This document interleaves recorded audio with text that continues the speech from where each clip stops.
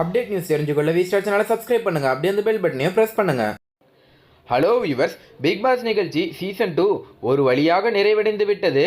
Big Boss season 3 தொடங்கும் என்றும் அதையும் கமலஹாசனே தொகுத்து வழங்கப் போகிறார் என்றும் தற்போது உறுதியாகிவிட்டது. இந்த நிலையில் பிக் பாஸ் சீசன் 2 டைட்டிலை வென்றாலும் ரித்விகாவுக்கு பெரிய அளவில் மகிழ்ச்சியை அது ஏற்படுத்தவில்லை என கூறப்படுகிறது. ஒரு நிகழ்ச்சியில் பெற்ற வெற்றி அது அவ்வளவே. அந்த வெற்றியால் இதுவரை யாரும் திரைத்துறையில் உயரவில்லை என்பதால் ரித்விகாவுக்கு பெரிய மகிழ்ச்சியை கொடுக்கவில்லை என கூறப்படுகிறது. சூப்பர் ஸ்டார் ரஜினிகாந்துடன் ஏற்கனவே படத்தில் சிறிய தோற்றத்தில் ரித்விகா நடித்துள்ளார்.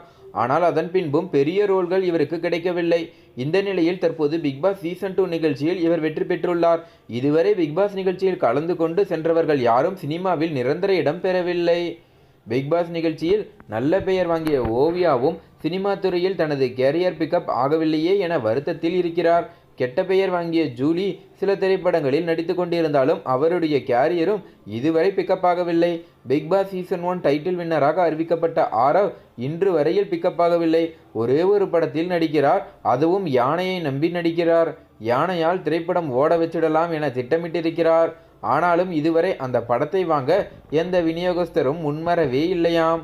இப்படி பிக் பாஸ் பிரபலங்கள் யாருமே திரையுலகில் ஜொலிக்க முடியாமல் திணறி வருவதால் பிக் பாஸ் சீசன் 2 டைட்டில் வின்னராக அறிவிக்கப்பட்டாலும் அது ரித்விகாவுக்கு முழுமையான மகிழ்ச்சியை தரவில்லை என கூறப்படுகிறது.